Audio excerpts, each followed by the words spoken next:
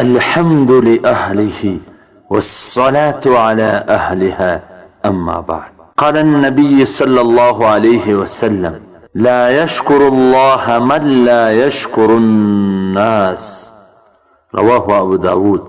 د نبی کریم صلی الله علیه وسلم فرمان دی چې کم څوک د خلقو شکریا نه ادا کوي نو هغه څوک د الله شکر هم نه ادا کوي. قدرمنو اوریدونکو د دغه حدیث مقصد دا دی چې ستا سره څوک ښېګړه وکړي، ستا سره څوک ښه وکړي، تا ته یو فایده ورسوي، یو ګټه در ورسوي، هغه که دنیاوي وي که اخروي وي، که په هر لحاظ سره یو ګټه وي، مرسته وي، تا ته پکار ده چې د هغه شکریا ادا کړي، د هغه ښه ومنې، د هغه احسان ومنې.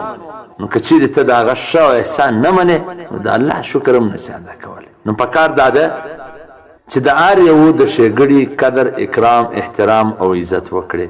والسلام. قدرمنو اوریدونکو، تاسو د محترم مولوي عبدالرحمن صمیم صاحب و سهارني نبوي حدیث ته غوږ